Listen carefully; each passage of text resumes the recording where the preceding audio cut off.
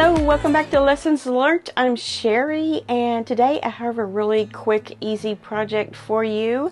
It is a home decor item, and as you see here, we have a decorative wreath, like one you would hang on the wall or on the door towards the outside so that it can be seen from the road and see that you have been paying attention to your home decor and enhancing it. So something I came across through a friend recently was wreath sashes. I had never heard of wreath sashes, but maybe I've been living under a rock and it's something that's pretty popular, but I had never heard of it. So I decided to look into it, see how to make one, and share it with you.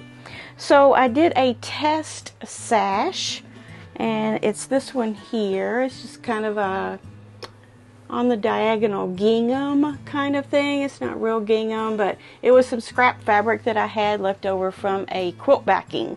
So I just used the measurements that were recommended to make this and made one up just to see how it went. Now this is a little too Christmassy for me, so I probably would not use this, but let me show you how this goes on here. Basically, you just take it in half like this and put this part right in the bottom center and then just tie it. So I'm trying to get it even here on the ends so that my ends will line up good on the bottom, and then just take it like this and pull it through just like a square knot, just like that, and that's it. And a lot of people will just change these in and out with the seasons, or some I've seen, I think it's pretty popular to embroider on one end of it. Here, like the last letter of your family name or anything else you would want to put on there, and use your embroidery machine to do that. Like a big monogram here, like mine would be M. So that's it.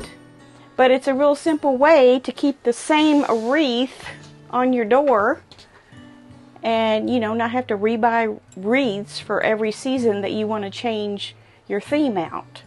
So like I said, I probably wouldn't use this color. It's a little bit too holiday-ish for me, but I thought, what about a patchwork one? Or something quilting related. I keep in my stash a supply of 5-inch wide by however long strip pieces from my scraps. So what I did next, after I made this one and figured out the measurements, what would be the right measurement, I went ahead and cut these out to that size. However, I did this one 5.5 wide, unsewn, and my strips are 5, but I don't think it's going to matter a whole lot. If I was going to make one in the future just like it, I would make these 5.5 instead of 5. So what I did is I made it 60 inches long, and that's approximate. You can make it a little shorter. I probably wouldn't make it any longer than 60 inches. And then all I'm going to do is take another one, lay on top of it, and then I'm going to sew down the edges. But before I do that, I'm going to make a mark down here. And I'll show you what I mean. I'll get my ruler out. I'm going to make a 45-inch mark. So on your ruler, find your 45-degree mark there and stick that on the edge. Stick it on one edge. There's my 45-inch mark, and then I'm just going to make a mark down through here. You can make it with something besides pencil if you want, just as long as it's something that's not going to bleed. You're not going to have an opportunity to wash it out, but it will be on the inside when it's all said and done. And then we're going to take some of our long quilting pins and start pinning this. I'm going to put one about right here to keep it straight. And my strips are a little bit wonky, so I'm trying to line them up as best as I can. And then about every, I don't know, 8 inches, stick a pin. You can definitely use more pins if you want to, but this should keep it together enough that you can sew it.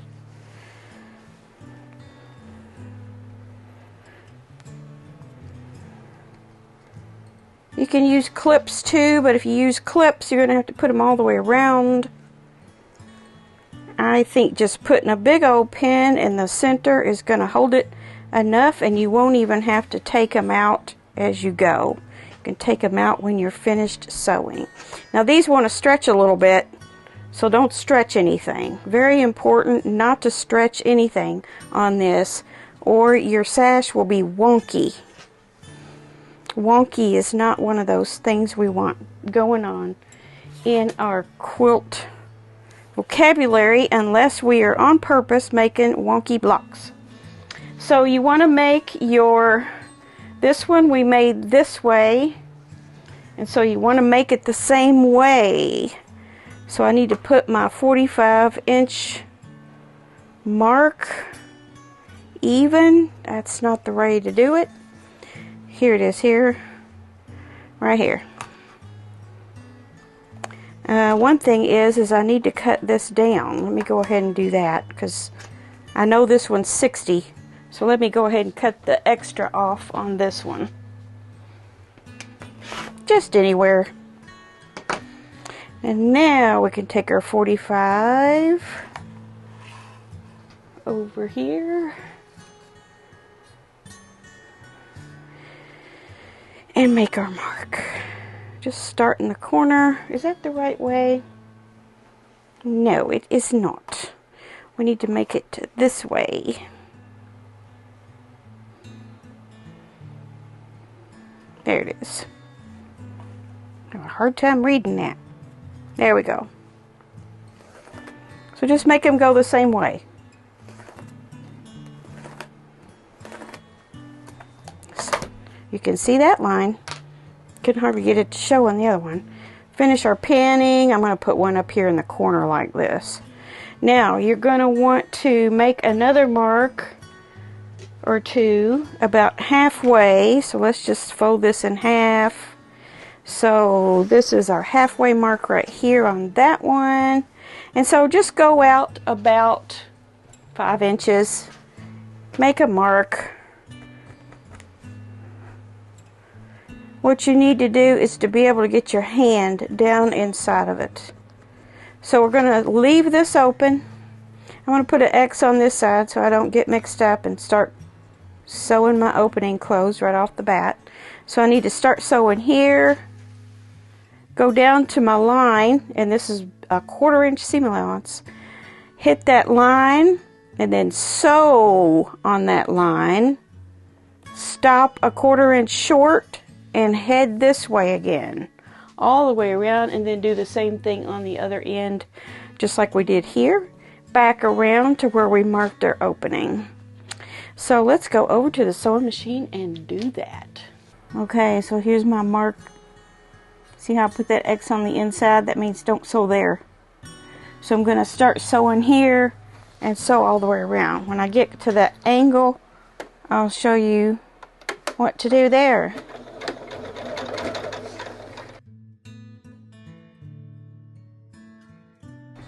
Okay, so now I'm coming up close to this. I'm going to stop on the line, still a 1/4 inch away from the edge, and then I'm going to start sewing on the line and stop a 1/4 inch on that line. Turn and do the other side. I'm on the line. Now I'm going to sew down the line, right on the line. Stop about a 1/4 inch to the edge of your new side. Turn it and continue on.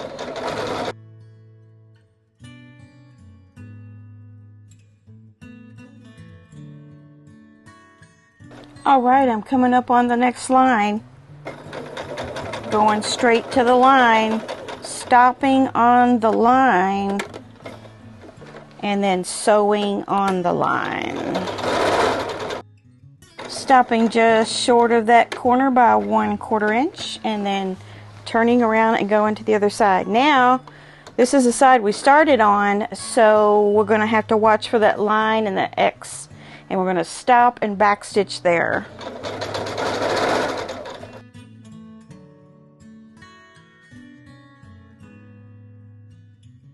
Okay, I see my mark, so I'm going to stop on the line that I marked and backstitch really good. Lock stitch, whatever you want to call it. And now we need to take those pins out. We need to trim these extra corners off, and then we're going to turn it. So let's go back over to the table and do that. Okay, so I just filmed and turned this without having hit the button. So just like any other thing that you turn, you need to take your point turner and stick that in there to make it nice and clean of a point here and also here. But don't poke too hard or you will burst forth and cause a hole in your fabric. So don't do that. And then also do both sides like that. You're going to have this opening. So now it's time to go to the iron and iron down. Fold this in 1/4 inch on each side. And iron that down. And you can pin or clip it as well. And then you want to make sure you roll these seams out nice and neat as well. And iron those down. And this is a good time to use a lot of starch. A lot of starch to make it nice and neat and flat. So let me do that and I'll be right back. Okay, so here is our sash. All finished. Now what did I do with this edge? I just took a little seam and just did it on the machine because this is going to be in the knot area, hopefully in the back-ish part of it. So just kind of, you know, be mindful of where that falls. You may want to make sure that it gets in behind on your wreath. I'm a little bit opinionated about how these points should fall, and I'll show you what I mean here when I tie it up. There's one side that's a little bit brighter than the other, so I'm trying to get that bright side. Let me see if I can accomplish that. So I just put it down on here even, and then just take it and make our square knot. Yes, that is falling right where I don't want it to fall. So let me move that. There. I think that will do it.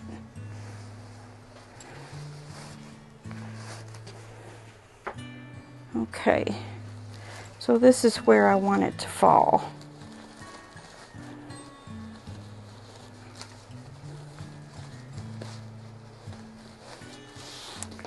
Like this. I want it to be where my ends are like this. Now some people have them go out and some people have them fall side by side, but I'm particular. I need them to fall that way, and for some reason I'm not liking where that hole fell. So let me try this again. There. So bad decision on my part to do that like that. But what you can do also is go ahead and make that stitch all the way around. And you could even use a decorative stitch on it, which would be really cute. So here's how mine will fall. It will be with the short sides on the inside and the long sides on the outside. And like I say, I'm a little bit opinionated about that. So, you know, don't pay attention to me if you want it to be a different way or if it doesn't matter to you. It's your wreath. So let me go hang this up somewhere so you can get a good look at it. Okay, here it is. I brought this inside the house and used a hook that I had here. It's dark right now, so I can't really put it on the door where you could see it, but it would be really cute for a door, or a door to your sewing studio that's outside of the home, or the door to the bedroom you use for your sewing, or just the front of your house. So here it is. It's a good way to use up your scraps too. Fun way to do it. It only takes probably 10 minutes tops to make that. So you could make a bunch of these for different times of the year, different seasons of the year, or you can just make it plain and have your name monogrammed on one end of the tail there. So make yourself up some, use up your scraps, use up your stash, and have fun with it. Alright, we'll see you soon. Bye.